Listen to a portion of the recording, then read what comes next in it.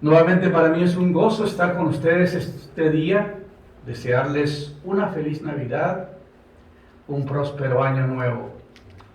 Es un motivo doble para aquellos que tenemos al Señor Jesucristo viviendo dentro de nosotros, que no solamente nació en Belén en un pesebre, sino que ha nacido en nuestro corazón y tenemos doble motivo de celebración porque Él vive en nosotros y tenemos la esperanza gloriosa de estar la eternidad con Él. Así que es un gozo. Saludos a nuestros amigos de las redes sociales, hermanos de la iglesia presentes, y gracias a Dios por todo lo que Dios ha hecho este año, a pesar de la pandemia, a pesar de las noticias que no son buenas. Nosotros tenemos buenas nuevas, buenas noticias.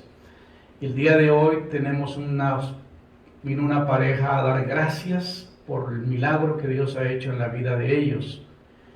Y yo quisiera que usted pudiera escucharlos y recibir bendición de parte de ellos. La Biblia dice en Hechos 10:38, como Dios ungió con el Espíritu Santo y con poder a Jesús de Nazaret, y como éste anduvo haciendo bienes y sanando a todos los oprimidos por el diablo, porque Dios estaba con él. Toda la diferencia que hace de un gran predicador, de un hombre, es la unción, el poder de Dios.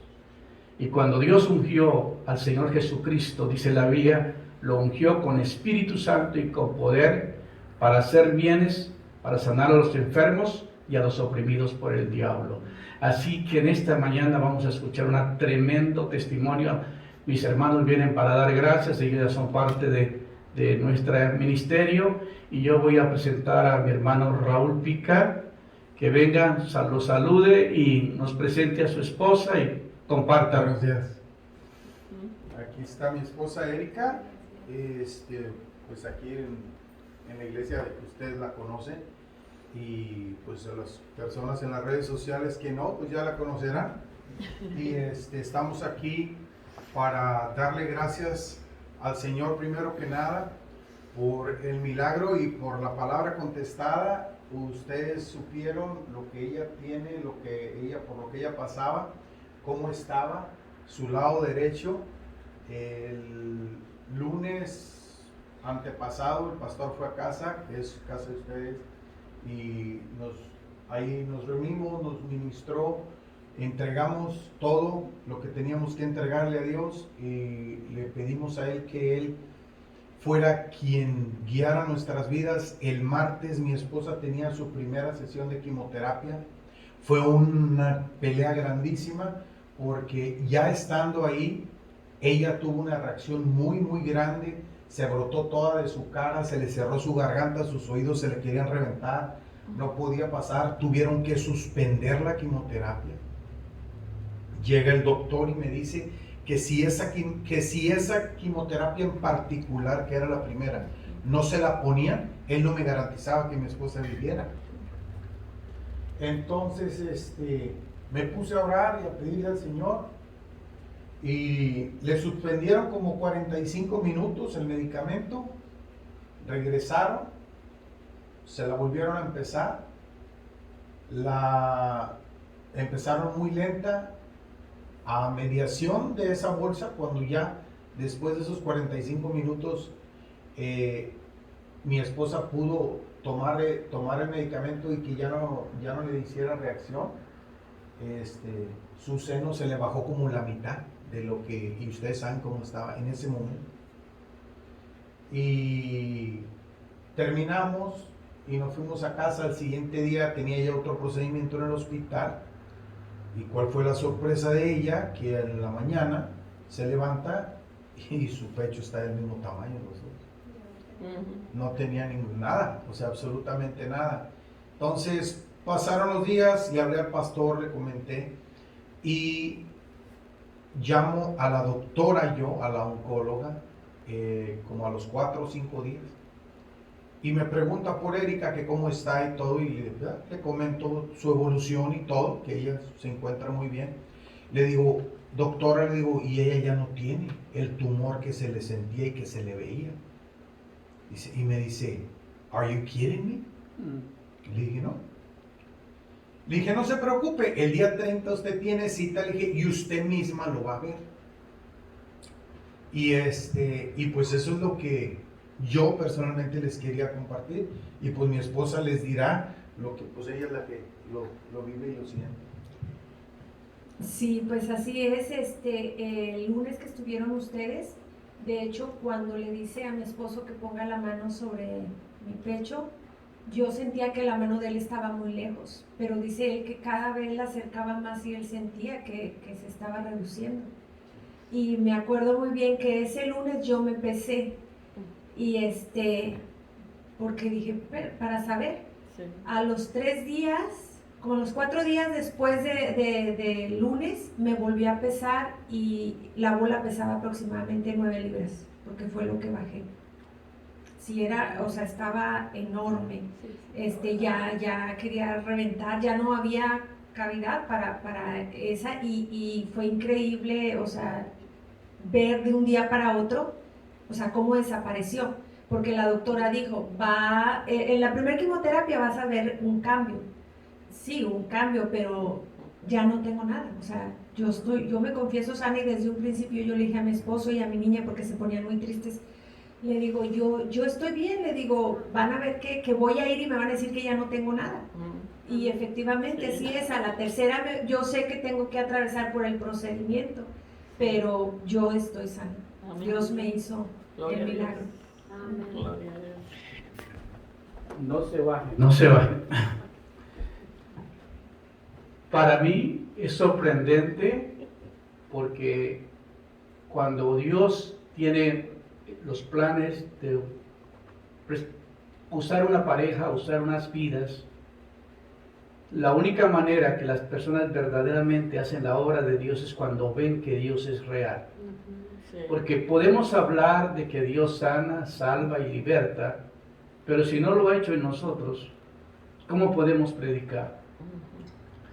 Y yo recuerdo que se la puse muy difícil, Raulito, perdóname por eso, y usted, Erika, porque cuando me llamaron para pedirme que quería que les ministrase, les dije, no, yo no puedo, le dije, yo no puedo perder tiempo, que hagan promesas y no las cumplen. Hay gente que le dice tantas cosas cuando están en una necesidad, pero cuando ya llega la hora, cuando ya pasa el milagro, pasan las cosas, se olvidan. Le dije, si realmente ustedes están dispuestos a seguir lo que tienen que seguir, porque les hablé de que su mente tenía que pasar por un proceso de renovación, que su espíritu tenía que nacer de nuevo y entregarse al Espíritu de Dios, que su alma tenía que ser sanada de las heridas, que todo problema con ocultismo, con prácticas del pasado, se tenían que pedir perdón y arreglarse, y lo aceptaron. Ya en la noche me llama y me dice, sí, pastor, vinieron al siguiente día, pasamos 4 horas, Dios los tocó de una manera extraordinaria. Y luego el lunes que ellos mencionaban, estuvimos en casa y pues fue un proceso de ministrar. Cuando se dice ministrar, para aquellos que no conocen el término, es indagar la vida de ellos del pasado y ver dónde fallaron, dónde pecaron, dónde no pidieron, no se ha arreglado eso y no se ha pedido perdón. Y cuando ellos lo confesaron, pidieron perdón, la presencia de Dios fue tan fuerte. Recuerdo que llegué, estaba tirada ahí en su sofá y yo me senté a un ladito de ella. Estaba yo en un grito de dolor. Estaba en un grito de dolor. Ella se tomaba una pastilla para poder calmar el dolor. Yo me senté a un lado, le puse la mano en la cabeza con el permiso del esposo y estuve ahí todo ese tiempo hablando, ministrando. Pero el fuego que sentí en mi mano era extraordinario, una cosa impresionante, como el poder de Dios se iba manifestando. Y luego me dijo Raúl que ya ni pastillas volvió a tomar. Fue la última. No tomó Ok, nada. me tomé una y ya no tomé Ahora, nada. No se tomó absolutamente nada. Sí. y le dije, qué tremendo. Le dije, el siguiente día, le dije, ustedes tienen que seguir el proceso porque ya está delineado. Yo no puedo decirles no lo hagan, pero Dios los va a sorprender y a todos nos ha sorprendido. Erika, no podía creer yo que tanto así tan grande estaba ese seno. Sí. ¿Cómo se puede explicar que de un momento a otro se reduce? Es que no hay. ¿No hay? ¿Cómo lo explica? O sea, si no la cortaron, si no la abrieron, Si no me lo Pues sacaron. Si no lo sacaron. Qué cosa tan espectacular. Y es que la gente lo oye y no lo cree. La misma doctora, o sea, Sí, ella dijo, la va a ir doctora que le reduciendo. vio y O le sea, abrió. una cosa O es sea, que reducir, le otra abrió cosa la es blusa y le desaparecer. vio. Me dijo, no, pues que esto yo tengo que empezarla ya. Así me lo dijo. Pues yo tengo que empezarla ella con el tratamiento, dijo, ya. Ya no puedo esperar. Pues muchísimas gracias a Dios. ¿Ya? De verdad, va a pedir que se pongan de pie y solamente una palabra de agradecimiento voy a decirle al Señor, porque eso vinieron ustedes Así. a dar gracias a Dios por el milagro. Padre, queremos darte las gracias por Erika y por Raúl, por este milagro tan extraordinario en la vida de ellos. Gracias. Padre, gracias porque Gracias. pedimos que este testimonio de la vida de ellos llegue a tantos lugares para aquellas mujeres, aquellos hombres que aún están pasando un momento de dolor tan grande y que están pensando que no hay esperanza. Pero sabemos que para Dios nada es imposible. Lo que para el hombre es imposible, para Dios todo es posible y todo es posible si podemos creer. Padre, gracias por esta pareja y por este milagro tan grande que ha hecho en la vida de ellos. Yo te pido, Señor, que tú los continúes bendiciendo y que este testimonio sea para la gloria tuya y para honrarte. Nosotros solamente somos siervos, solamente los motivamos y los llevamos a que la fe de ellos pueda crecer. Y gracias por la oportunidad que ellos me han dado de ministrar sus vidas y el testimonio que en esta mañana escuchamos de parte de ellos. Gracias. Te damos toda la gloria y la honra a ti, en el nombre de Señor. Jesús. Amén. Amén. Muchísimas Amén. gracias. Amén. Amén. ¿Qué les puedo decir? Amén. Te deja sin palabras Ajá. la obra de Dios, lo grande, lo glorioso que es Dios. Y para muchos que están pasando situaciones de estas, yo les recomiendo, busquen una iglesia, busquen un pastor que sea ungido, que Dios lo use en los milagros, que lo use en la liberación, que lo use en la sanidad interior. Porque si tú lees la Biblia vas a encontrar que el Señor Jesucristo no oraba por la gente, sino que de una vez le decía, sed sano. Amén. Y el tiempo de oración de uno es en privado. Yo paso horas con Dios, pero cuando voy a hacer el trabajo, voy guiado por la palabra de Dios a hacer lo que el Señor pide que se haga. Y no hay nada en mí, como le dije a ellos, yo no sano, el que salva es el Señor. Yo solamente soy un instrumento, pero yo sé cómo usar los argumentos que el enemigo tiene en contra de nosotros. Hay muchas ocasiones que uno ora por la gente y la gente no se sana y preguntamos por qué Dios sí sana a uno y a otros no. Y yo estuve con un ministerio muy reconocido aquí en Estados Unidos que viajamos a varios países y estuvimos en varios estados de Texas ministrando con él. Y yo miraba que mucha gente recibía un milagro, pero después volvía y se sentían igual. Y yo le preguntaba al Señor, ¿por qué suceden estas cosas? Me dijeron, porque la maldición no se cortó, porque no se ministró, no se pidió perdón por el pecado cometido. La Biblia dice que no hay maldición sin causa, entonces tenemos que indagar de dónde viene la maldición y cómo cortarla. Y una de las peticiones de mi hermana Erika era que ella no quería que esa maldición continuara en su hija, porque es lo más preciado que tienen y que pudiéramos cortar ese cáncer de raíz. Y hermanos, pues tú tengas esa certeza, mija, que Dios ya, el milagro está hecho, solamente agradecerle y como promesa, servirle. Amén. Porque Raulito ha sido tan generoso y ella, Erika, dijo, ya para enero vamos a empezar las reuniones en mi casa. Queremos que mucha gente conozca del poder de Dios, conozca de que Dios hace milagros. Y la primera reunión que tuvimos llenaron la casa. Y luego la segunda, que fue el lunes que íbamos para allá, ya tenía un grupo de personas listas que fueran a su casa. Y cuando fue a invitar a Jaime, a su hermano, para la reunión, le dijo, no, si el pastor no nos invitó es que no nos quiere ir. Así que llame y cancele toda esa reunión, porque el pastor los quiere ministrar a ustedes en privado. Y así fue. Y fue una oportunidad lindísima. Me vine con mucho gozo, con mucha confianza, sabiendo que ya el Señor había hecho lo que habíamos pedido. Y qué lindo que Dios hace todo. La reacción que ella tuvo fue un plan de Satanás porque no quería que eso pasara, pero probar que Él es el que sana, que salva y que liberta. Una vez dijo un doctor, nosotros solamente cortamos, pero el que sana es Dios. Nosotros a veces aplicamos una medicina, pero esa medicina no trabaja, pero el que trabaja es Dios. Así que gracias a Dios por confiar, gracias a Dios por venir a nosotros para poder ayudarles en esto, y estamos pendientes en lo necesario.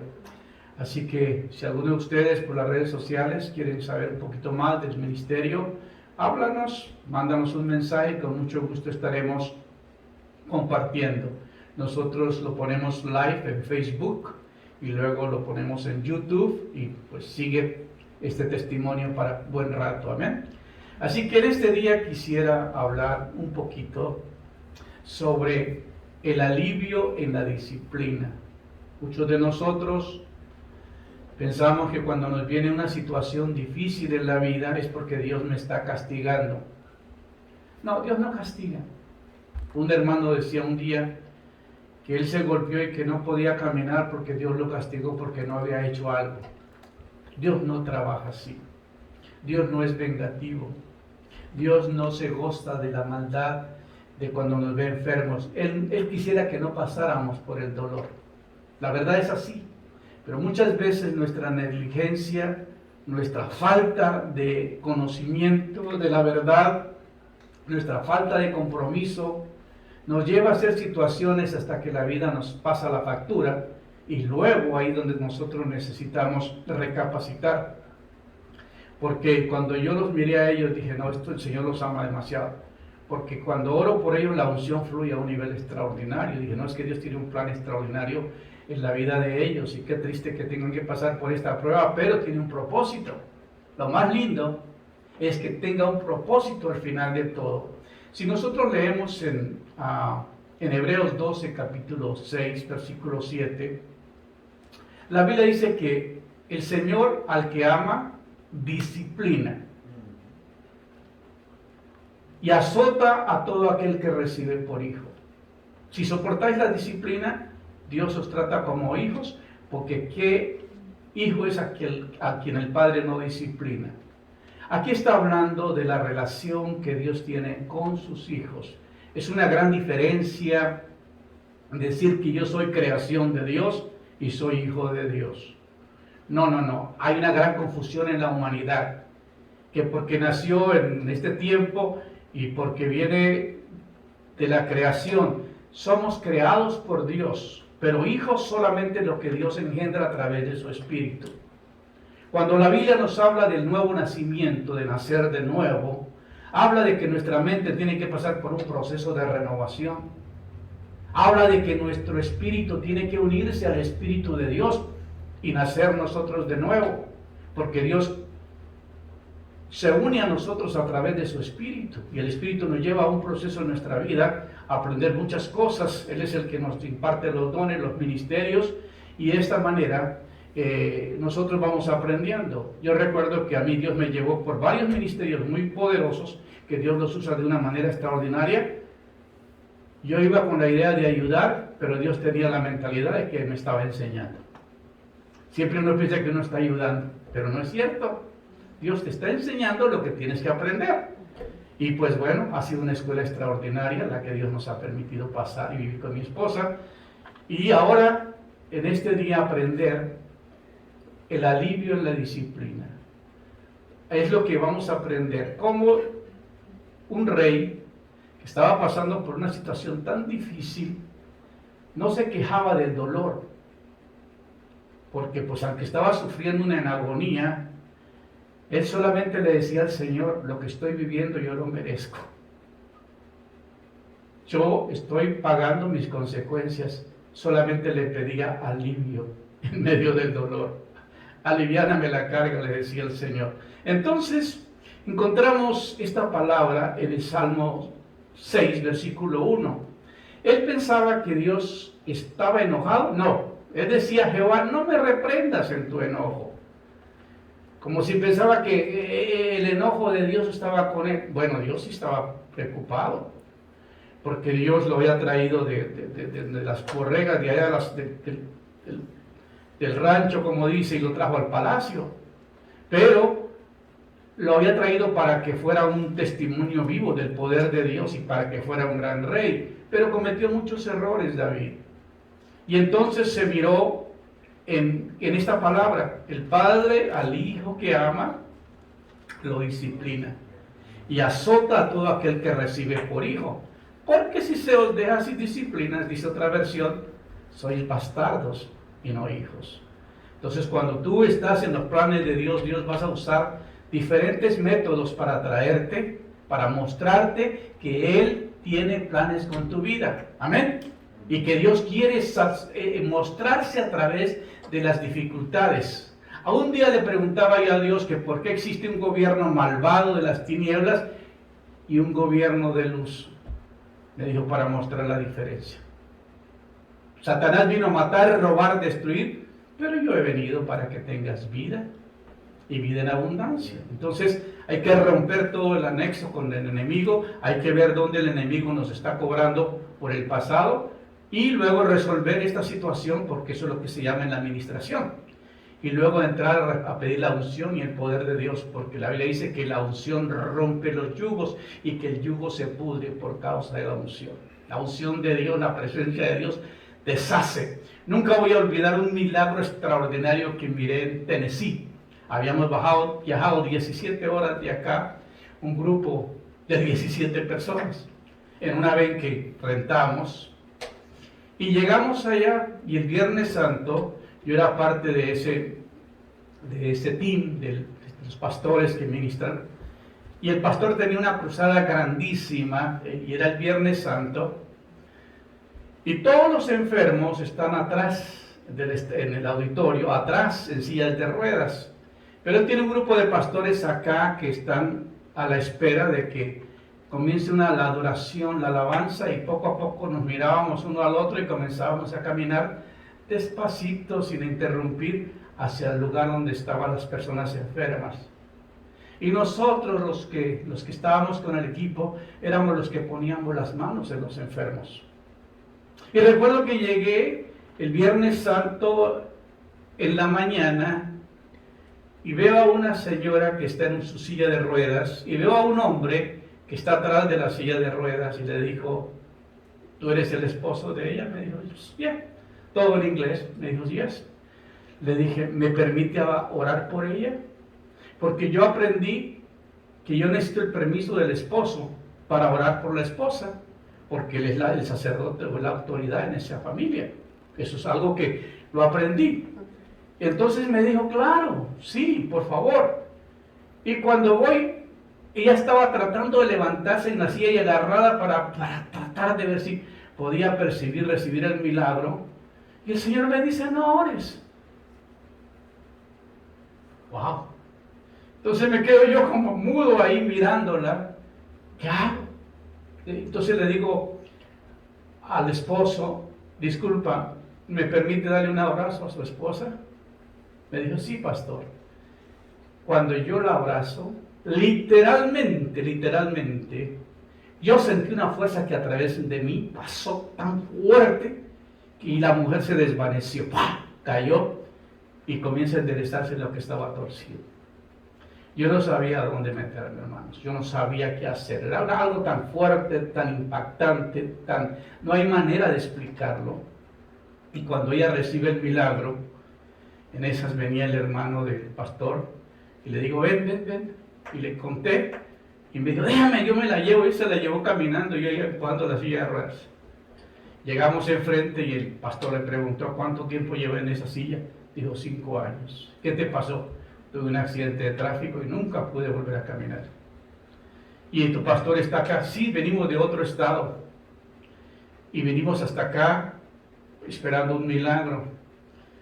Entonces, ¿aquí está tu pastor? Sí, bajó el pastor y dijo, sí, efectivamente, hace 5 años ella tuvo un accidente y nunca más volvió a caminar. Siempre llegó a la iglesia en silla de ruedas y yo la traje esperando un milagro. Y Dios nos ha contestado. Y estaban emocionadísimos todos. La señora estaba como el cojo que prediqué hace unos días atrás, cantando, danzando y alabando a Dios. Y al ver eso, yo me quedé con una pregunta. Le dije, Señor, ¿por qué no la sanó en su iglesia? ¿Por qué la tuvo que traer hasta acá? ¿Y por qué yo tuve que manejar toda esa distancia? Recuerdo que llegamos a Tennessee a las 6 de la mañana y en los hoteles no nos entregaban los cuartos sino hasta la 1 de la tarde. Y nosotros sin dormir, bien cansados.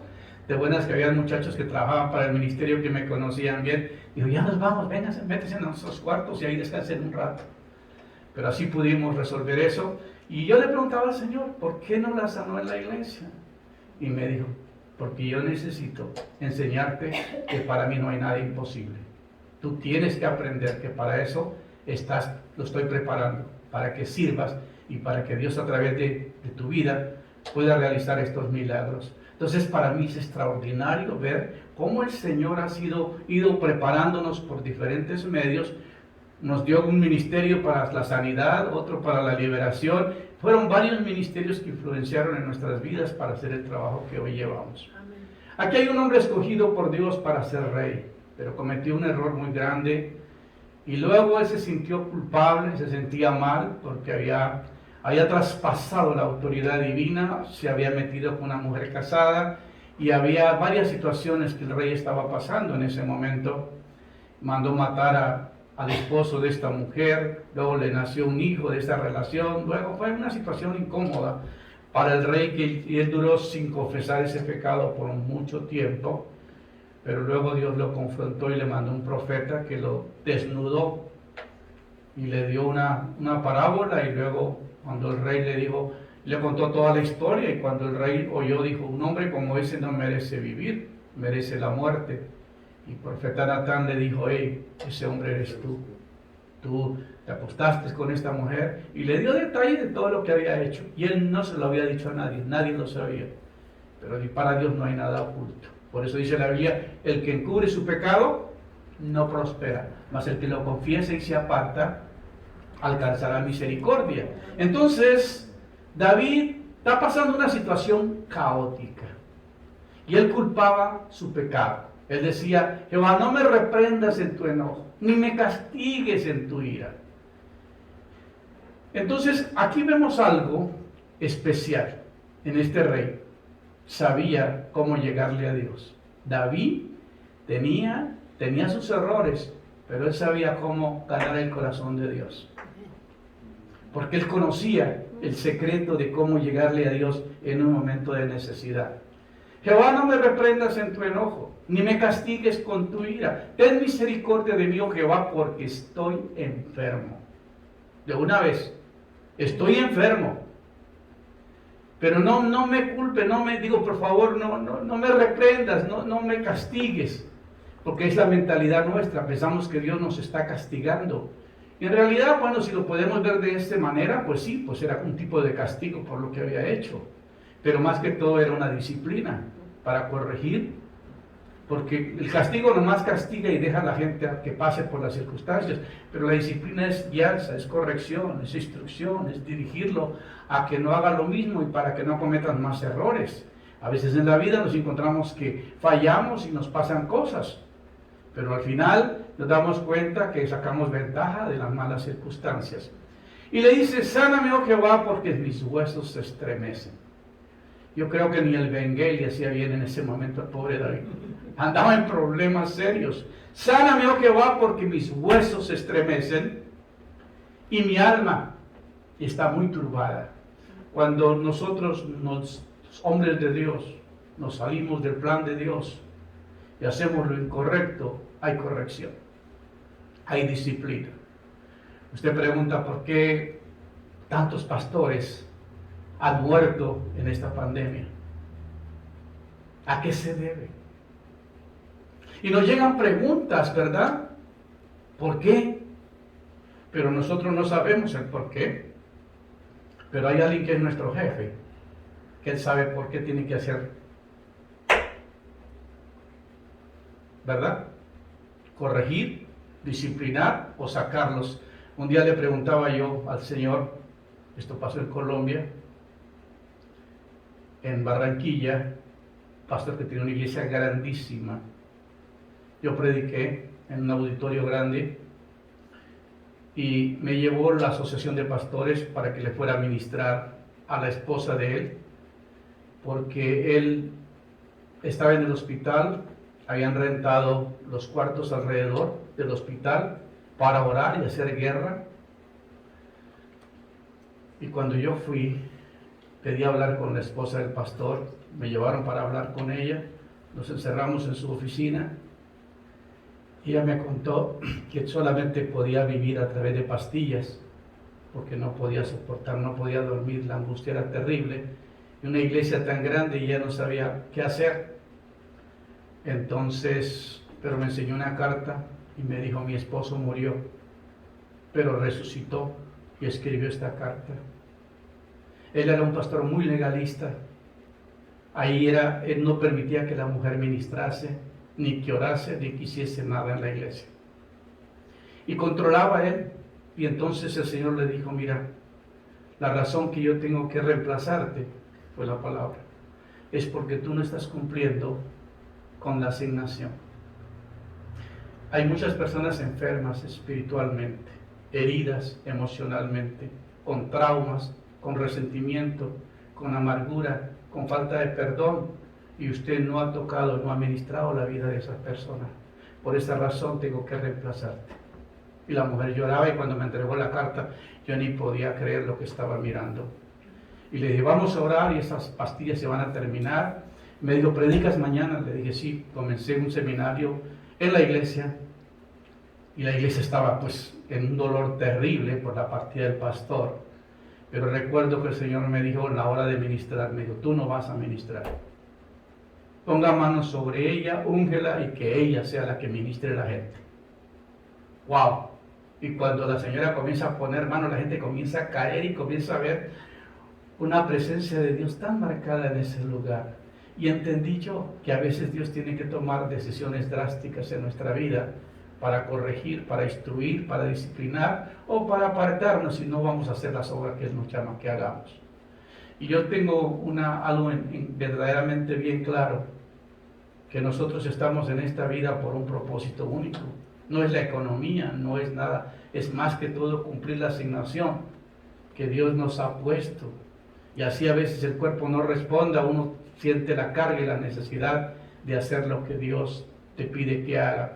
Pero aquí David está pasando por una situación y dice, sáname, oh Jehová, porque mis huesos se estremecen. ¿Cómo sería el dolor que tendría en los huesos? Y luego le dice, mi alma también está muy turbada, no puedo hacer nada, mi alma está totalmente, porque en el alma es la que están los recuerdos, las emociones, los sentimientos, todo el sentimiento de culpa está en el alma. Y yo creo que David se culpaba de todo lo que había hecho, porque Dios le dijo, oye, yo te hice rey, te saqué de la majada de las ovejas, te traje al palacio, te di muchas mujeres, y si hubiera sido más, te hubiera dado más, pero tuviste en poco mi palabra, te acostaste con la mujer que no debías de acostarse. Y entonces David, yo creo que todo esto se venía en su mente y venía en su pensamiento y lo estaba torturando, podríamos decir, ¿verdad? Entonces por eso dice, mi alma también está muy turbada, y tú, Jehová, ¿hasta cuándo? Era el dolor. Y le dice, vuélvete, oh Jehová, y libra mi alma. Sintió que el Señor se había ido. Y es tan triste cuando un predicador siente que ya el Señor no está ahí. Algunos seguimos ministrando porque aprendimos a ministrar con la unción. Pero cuando el Señor no está, se siente que tú haces solamente lo que es natural ahí, pero la presencia, no hay presencia de Dios. Aquí David dice, ¿y tú, Jehová, hasta cuándo? Vuélvete, oh Jehová, y libra mi alma. Sálvame por tu misericordia. Aquí es donde nosotros tenemos que saber que está clamando por la misericordia de Dios. Vuélvete, oh Jehová, libra mi alma y sálvame por tu misericordia. Él sentía que estaba perdido. Y luego, porque en la muerte no hay memoria de ti, y en el Seol, ¿quién te alabará? Señor, si yo me muero, tú vas a sufrir. Vas a tener pérdidas, le dice David. Porque si algo tengo yo, es que yo sí sé adorarte. Yo sé alabarte. Todos los salmos que escribió David eran cantos, que todos son cantos. Aquí uso una lírica para este Salmo 6. Salmo 5 es impresionante, porque él era un adorador. Y le dice, Señor, si me cortas, si me llevas, si me muero, y me voy para el Seol, ¿quién te va a lavar? Y la pregunta sería para ti, si tú te mueres, ¿qué pierde Dios? Ay, ay, ay, eso está fuerte, ¿verdad? Porque si me adoras, y cuando van a pedir la ofrenda, corta las redes sociales, no se cree. No estás en ningún momento verdaderamente comprometido con Dios. Y eso es una de las cosas que he aprendido últimamente. Yo he gastado mucha energía y mucho tiempo ayudándole a gente que no produce nada. Como dijo un pastor, botándole corriente a gente que nomás te descarga tu batería y no produce nada. Canaliza tu tiempo, porque el tiempo se va. Y el tiempo que tienes para administrar es poco. Entonces aprender. Así que David, porque en la muerte no hay memoria de ti. Si yo me muero, ya no me voy a recordar de ti. Y en el Seol, ¿quién te alabará? ¿Quién te va a tocar el arpa? ¿Quién va a dejar estos salmos? Estos salmos se escribieron después de todo este dolor que pasó a David, que nos dejó una riqueza espiritual impresionante. Salmo 6, Salmo 5, Salmos 20, Salmo 32, Salmo 51, son impresionantes porque es un arrepentimiento, es una confesión, es un acto de plegaria. Me he consumido a fuerza de gemir. Estoy consumido, estoy totalmente consumido a fuerza de gemir. Todas las noches inundo de llanto mi lecho. Oye, yo no conozco predicadores o personas que verdaderamente lloren, gimen, clamen, que inunden su llanto en las noches con lágrimas, pidiendo arrepentimiento, confesando su pecado, pidiéndole a Dios. Yo recuerdo que un pastor me llevó un día a orar por un hermano en su iglesia porque tenía problemas. Y cuando llego y le digo, bueno, oye, ¿por qué no me dijiste que ese miembro tuyo estaba en pecado? Me dijo, yo pensé que tú lo sabías. Le dije, no, ni usted me lo dijo, ni yo lo sabía, le dije. Pero yo no puedo orar por él. ¿Cómo quieres que ore si cuando el hombre está en maldición y está en pecado? Me dijo, pero todo el mundo ora. Le dije, sí, pero yo no. Le dije, a mí el Espíritu Santo me dijo que no orara por él. Y me dice, ¿qué hago entonces? Le dije, ven, el Señor me dice que lea el Salmo 6, el Salmo 32 y el Salmo 51. Y todavía tiene el cinismo el tipo de decir, ¿y por cuánto tiempo, pastor? Y se me viene un enojo santo. Le dije, hasta que oiga la voz de Dios, que te diga que tu pecado ha sido perdonado. El hombre me miraba con unos ojotes. Y cuando termine la asignación, Dios te va a responder. Llevaba 6 meses. Todos los días tenía que leer el Salmo 6, Salmo 32, Salmo 51. Y me dice que una noche, una tarde, estaba debajo de una camioneta cambiándole la transmisión. De repente comenzó a llorar, y a llorar, y a llorar. Y oí una voz que le dijo, tu pecado ha sido perdonado. Y me llama tan emocionado y me dijo, el Señor ya me perdonó, el Señor ya me perdonó, ahora sí me voy a bañar y me voy a ir con el pastor para que ore por mí. Qué lección más impresionante. Es que nosotros, ahí se va. Nosotros nomás pedimos, si te ofendí. Mira que nosotros los colombianos ni queremos usar la palabra perdón. Ese lenguaje no existe en nosotros. Yo no sé si en México, en otros países, pero en Colombia excúsame. O si te ofendí, disculpa. Pero la palabra perdón casi nunca se oye. Y nosotros tenemos que clamar a Dios hasta que la voz de Dios nos diga, hijo, tu pecado te ha sido perdonado. La gente hoy la mira fácil. A la gente le predicamos, venga, recibe a Cristo y ya salvo será y tus problemas se resolverán. Mentiras, hermano. Tú tienes que pasar por un quebrantamiento, tú tienes que arrepentirse y gemir y llorar y sentir dolor, vergüenza por tu pecado, porque eso es el verdadero arrepentimiento. Así que aquí encontramos, aquí el rey está pasando por una situación bien terrible, pero también su quebrantamiento es impresionante. Me he consumido a fuerza de gemir. estoy gastado, como dice, ¿verdad? Todas las noches, no hay ninguna noche, todas las noches inundo de llanto mi lecho. Oye, qué tremendo. Gemir, llorar, clamar, riego mi cama con lágrimas. Mis ojos están gastados de tanto dormir. No, de tanto sufrir, perdón. Porque muchos quieren que sus problemas se resuelvan, pero no toman conciencia real que con Dios no se puede jugar. Porque la Biblia dice, horrenda cosa es caer en manos de un Dios vivo. No os engañéis, Dios no puede ser burlado.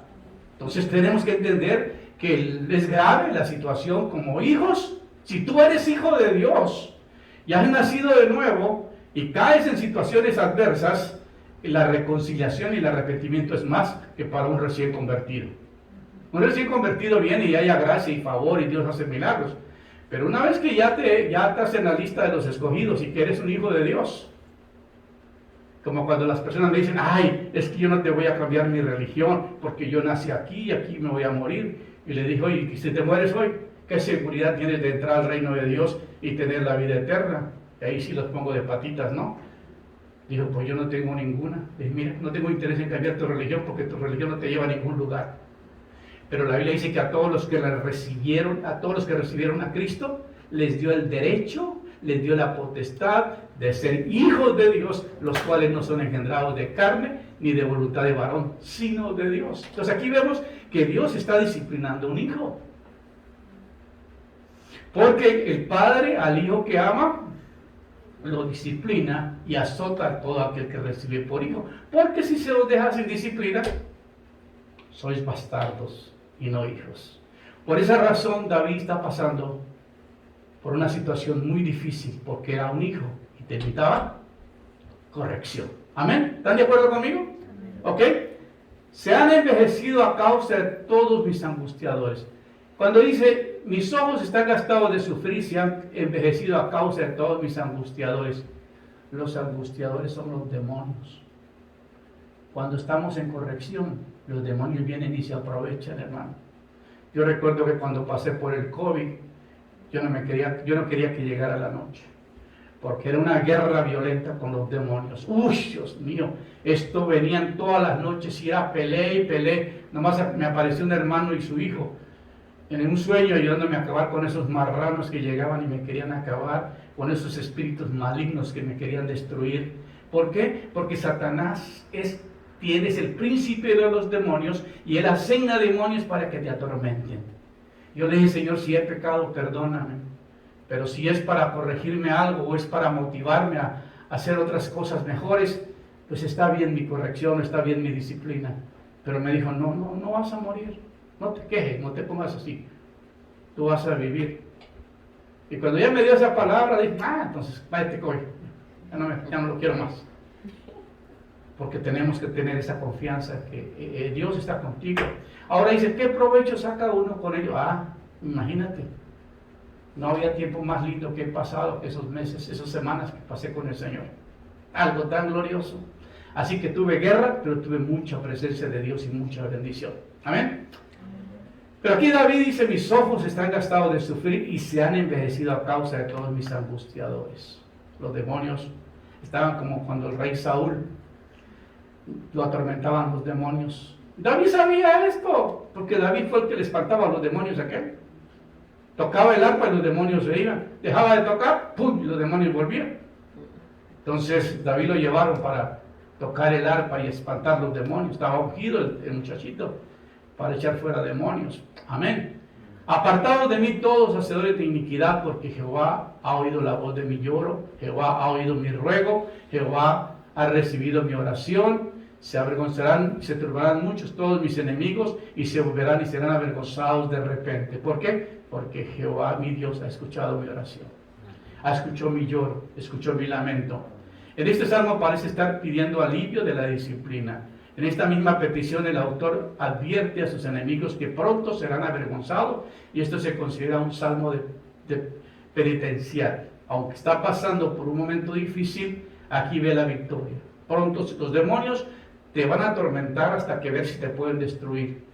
Pero cuando tú logras conquistarlos y logras vencerlos, Por eso dice la Biblia, el que venciere heredará la corona de vida, yo seré su Dios, tú serás mi hijo. Aunque el mundo tendrá esa aflicción, pero confiad, yo he vencido al mundo. Jehová, no me reprendas en tu enojo, qué linda palabra, ni me castigues en tu ira. David comienza un salmo pidiendo misericordia. Él pide a Dios que le libere de la disciplina que está recibiendo. Dios está totalmente en el derecho de juzgarnos. Él es santo y nosotros somos pecadores. A ser un buen padre, Él nos disciplina. David hace ninguna confesión específica del pecado, sino que también conoce a Dios, que no se equivoca en su juicio, por eso le pide alivio. Él sabía, aunque no confesó su pecado aquí en este salmo, pero en el Salmo 51, él sí lo confiesa. Pero aquí él sabía que lo que él está recibiendo es justo y merecido. Él no se está quejando por lo que está pasando. El dolor lo está llevando a angustiarse, ¿verdad? Entonces, es impresionante. Qué hermoso es. Ahora, la misericordia para siempre. Está sufriendo. Este mensaje le enseñará a encontrar la solución a su problema, garantizando nuestro milagro. Es una de las grandes lecciones de la Biblia, enseñadas por Dios por medio de un hombre que, a pesar de sus faltas, siempre halló la manera de agradar a Dios. Amén. Así que tenemos que saber.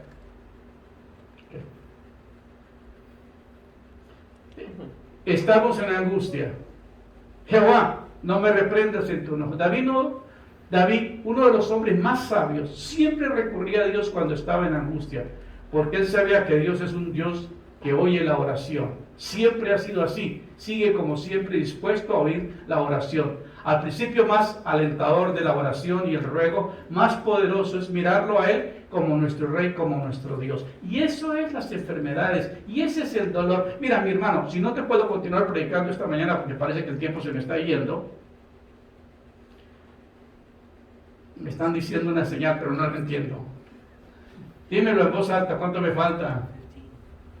15. Ah, bueno, perfecto, podemos continuar. Cuando estamos pasando por una crisis, estamos pasando por un dolor, estamos pasando por un sufrimiento, el propósito de Dios es afinarnos, es sacar mucho de la escoria que hay en nosotros.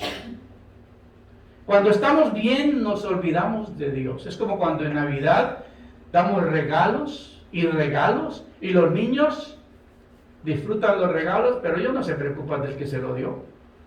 Ellos están disfrutando el regalo. Nosotros tenemos un regalo que es la vida eterna y que es la vida. A veces nos olvida que fue lo que Dios nos regaló. Y a veces nos olvida que nosotros necesitamos agradecer a que nos dio la vida siempre y saber que Él tiene un propósito en la vida nuestra. Nosotros tenemos que entender esto. Ahora, ¿qué es lo primero que tenemos que hacer? Ten misericordia de mí, oh Jehová, porque estoy enfermo. Sáname, oh Jehová, porque mis huesos se estremecen. Mi alma también está muy turbada. ¿Y tú, Jehová, hasta cuándo? Vuélvete, oh Jehová, y libra mi alma. Sálvame por tu misericordia. Tenemos que orar a Dios por nuestra ayuda. Ahora, ¿qué es orar? Es suplicar, es implorar, es rogar, es gemir, es llorar, es verdaderamente sentir pena, sentir dolor, sentir vergüenza por habernos salido de la voluntad divina y regresar, porque el enemigo, una vez que nosotros pecamos, nos pone todos. Ahí sí, Satanás no entra en la vida de un ser humano hasta que la persona no se ha salido de la voluntad de Dios. Escúchenme en esto. Cuando uno va a ministrar, tiene que saber por qué causa vino esa enfermedad. ¿Cuál fue la razón por la cual esa persona está pasando por el dolor? Y a veces le piden a uno que ore por las personas que están enfermas, pero uno no puede ir a ministrar porque no aceptan la administración, ni te quieren ahí. Entonces, ¿cómo uno puede llegar a hacer el trabajo? Por eso es tan importante entender nosotros que tenemos una relación con Dios. Que si nos piden que oremos, preguntemos si hay oportunidad de ir a hablar con la persona. Porque aunque las oraciones a larga distancia a veces hacen efecto, pero la mayoría de las veces necesitamos que tomar el tiempo para ir a ver cómo poder imponer manos, cómo orar, cómo ungir, si son cristianos, si son inconversos, no creen en el Señor. Yo ya he llegado a la conclusión de que yo no voy a orar por una persona, por una sanidad, porque lo más importante es la salvación. Y si no lo acepta Cristo y no recibe al Señor, no hay ningún compromiso de estar orando por esa persona. Ay, pastor, pero ¿por qué? Si todos los pastores oran. Sí, pero yo no. Yo no. A mí me han dicho eso. Oye, pastor, ¿y por qué tú no vienes y oras por mí? Le dije, porque tú no vas a la iglesia. Porque tú no te congregas. Porque tú no tienes ningún compromiso con Dios. ¿Y por qué quiere que todo el tiempo nosotros estemos a las 24 horas dispuestos a irte a servir cuando usted en ningún momento ha tomado el tiempo para buscar a Dios? ¿Cree que es justo? Ahora, yo soy pastor de los que aceptan la administración y de los que están conmigo, pero no soy pastor de todo el mundo. Tú tienes un dentista, pero tienes que ir a abrirle la boca a ese pobre hombre para que pueda comer. De eso vive el dentista, ¿no? De los dientes de los demás. Por eso un pastor tiene que aprender su responsabilidad. Habían un montón de ovejas que oían la voz del pastor. Y a mí me fascina esa ilustración, porque en Israel eran muy escasos los pastos. Entonces rentaban, los pastores salían a buscar pastos en ese desierto, pero tenían unas bodegas grandes que eran como estacionamiento para las noches. Y entonces todos los pastores llegaban y traían sus ovejas a esa bodega grandísima y dejaban sus ovejas ahí para que en la noche no sufrieran y el enemigo no viniera a comérselas, ¿verdad? Pero lo curioso es que el pastor llegaba en la mañana y llamaba a sus ovejas por nombre. Juanita, María, y las ovejas venían a buscar. Y oían la voz del pastor y venían. Él no iba a buscarlas en medio de bonche de ovejas, porque la Biblia dice que las ovejas oyen mi voz y me siguen. Entonces, de esa manera, qué ilustración tan especial, ver que las ovejas llegaban y el pastor se iba con su ya, contaba, aquí están todas, pues vamos, y se las llevaba a pastorearlas. Uno conoce su rebaño, uno conoce su gente, parece que conoce cuando están pasando por una crisis. Y eso es una bendición, el privilegio que Dios nos da de ser pastor. Yo soy joyero, soy consejero, pero no soy joyero de todo el mundo. Y tampoco soy pastor de todas las personas, solamente las que se someten al Señor y están bajo la cobertura nuestra. A veces uno va de viaje y pues ora por los pastores, y ora por las iglesias, y ora por la gente, pero uno tiene que saber que hay gente que está contigo y está comprometida. Cuando estamos en el hoyo más profundo, en la angustia, en lo más profundo de la enfermedad, cuando nuestra fuerza se ha desvanecido, solo nos queda un recurso, y es lo que nos enseñó el rey David.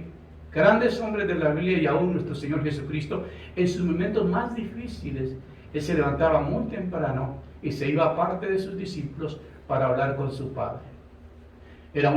¿Por qué tenía que orar tanto el Señor y hablar con su Padre? Porque Él tenía que recibir las coordenadas para ese día. Antes que yo voy a predicar a una iglesia, yo tengo que recibir la palabra que Dios quiere que predique y que me dé la oportunidad de ver qué es lo que yo voy a hacer cuando llego a un lugar. Uno no sabe qué es lo que el Espíritu Santo quiere hacer. Y uno llega y espera que el Señor te diga, te dirija lo que va a hacer. Aquí el Señor se preparaba antes de ir a ministrar. Su tiempo de oración era personal, era íntima, no lo hacía en público, lo hacía en su manera privada. Y la Biblia dice que cuando ores, entra a tu aposento, cierra la puerta y ora a tu Padre que está en secreto, y orando a tu Padre que está en secreto, Él te recompensará en público. Hay un momento muy crucial en la vida de Jesús cuando la situación era tan difícil en su lucha contra los enemigos, los fariseos, los doctores de la ley. Él se retiraba en privado a orar para seguir adelante. Mateo 3:6. Salidos los fariseos, tomaron consejo con los herodianos contra él para destruirle, para matarle. Tenía unos enemigos que eran los mismos religiosos que estaban en el templo, que lo querían matar porque él hacía milagros y ellos no. Él hacía tanta obra tan hermosa, los otros no hacían nada. Y entonces se sintieron con rivalidad. David nos da una muestra de cómo debemos aclamar a Dios. Porque en la muerte no hay memoria de ti. En el Seol, ¿quién te alabará? Me he consumido a fuerza de gemir, todas las noches inundo de llanto mi lecho, riego mi cama con lágrimas, mis ojos están gastados de sufrir y se han envejecido a causa de todos mis angustiadores. En el versículo del 1 al 7, estos versículos hablan del lenguaje de un corazón verdaderamente humillado. Aquí vemos un rey totalmente humillado en el hecho del dolor. Y a veces nosotros pasamos situaciones difíciles, enfermedades. No es porque Dios te quiere dar un tiempo difícil, es porque Él quiere que tú tengas un reconocimiento. Cuando la gente sufre en una enfermedad, tiene tiempo para arrepentirse, tiene tiempo para confesarse, tiene tiempo para sentir pena por lo que está viviendo. Pero cuando no, pues no hay ese sentimiento. La enfermedad le trajo a su memoria el pecado y consideró como señal del desagrado a Dios. Sintió que había ofendido a Dios y que Él merecía lo que estaba viviendo. La aflicción de su cuerpo será tolerable si tienes consuelo en su alma. Una persona angustiada no puede soportar una enfermedad. Una persona con problemas emocionales le es más difícil. Yo recuerdo que la hermana Erika fue muy noble en el momento en que yo le hablé a ella. Y le dije, hermana, ¿puedes tomar una decisión de recibir al Señor Jesucristo como Salvador y Señor? Me dijo, no hay problema, pastor, yo lo hago. El otro día me preguntó, ¿y cuándo me voy a bautizar? Hay personas que no tienes que rogarles para que se bauticen. Pero no, hay personas que cuando ven que Dios está operando, no tienen problema. La queja más dolorosa de Cristo en su padecimiento fue las aflicciones de su alma y la falta de sonrisa de su Padre. Solamente el dolor nos volcamos a Dios. Sufrimos una transformación interior que renueva nuestra confianza en Dios. En cuando llegamos a la conclusión de que solo Dios es el que da la respuesta a nuestra situación. En esas situaciones que nos abre la mente y el corazón, y es cuando somos capaces de orar de corazón y poder comprender comprender la voluntad de Dios. Si alguno tiene alguna obra para que nosotros hagamos por nuestros amigos o familiares y podamos llegar a servirles aún, es cuando estamos en el lecho del dolor. Y podamos hacer algo en este mundo, porque hemos sido transformados verdaderamente como hijos de Dios y nos salve la vida y que nos da el poder para hacer y ayudar a otros. Cuando pasamos por el dolor, sufrimos, nos damos cuenta de que nos está preparando para ayudar a otros. Una gente que ha sufrido sabe el dolor de otra persona. Y yo sé que Erika, cuando tú veas a una mujer con cáncer, vas a darle su testimonio y va a decir, ven, yo pasé por esta experiencia, déjame ayudarte. Esto es tan hermoso, de otra manera no hubiera podido ser tan efectivo. Y por eso dice la Biblia que ¿qué sacamos nosotros cuando estamos en problemas o enfermos? Dice la Biblia, y sabemos que a los que aman a Dios, todas las cosas le ayudan a bien. Esto es conforme a su propósito son llamados. Porque a los que antes conoció, también los predestinó para que fuesen hechos conforme a la imagen de su Hijo, para que Él sea el primogénito entre muchos hermanos. Y a los que predestinó, a estos también llamó, a los que llamó, a estos también justificó, y a los que justificó, a estos también glorificó. Toda prueba, toda dificultad tiene un propósito porque estás en el plan de Dios. Los que aman a Dios, todas las cosas te ayudan a bien. Cuando el hermano Raúl vive a 2 cuadras de la NASA, del parque hermoso ahí en Houston. Yo no sé cómo hizo para conseguir ese lugar, pero sé que fue la mano de Dios. Cuando vamos ahí se mira tan hermoso las luces de Navidad ahora que estuvimos, y me dice, pastor, vamos a compartir con la gente, vamos a empezar este año con reuniones en su hogar, en su casa. ¿Por qué? Porque yo quiero que muchos de mis amigos, familiares sepan que el Señor hace milagros. Y qué hermoso, fíjate que los que aman a Dios, todas las cosas les ayuda para bien. De otra manera, pues no hubiera surgido todo esto. Pero los bendigo, hermanos, doy gracias por su vida. Hoy quiero orar por ustedes, quiero orar por la iglesia, quiero orar por las personas que han recibido esta palabra, que han recibido este testimonio. Si tiene duda de ello, póngase en contacto, porque los hermanos tienen todo el papel, todos los diagnósticos de los doctores, los biles y todo. Y sabe que lo que Dios hizo es maravilloso, es glorioso. A Él sea la honra, la gloria por los siglos de los siglos. Dios les bendiga a cada uno de ustedes. Amén. Amén.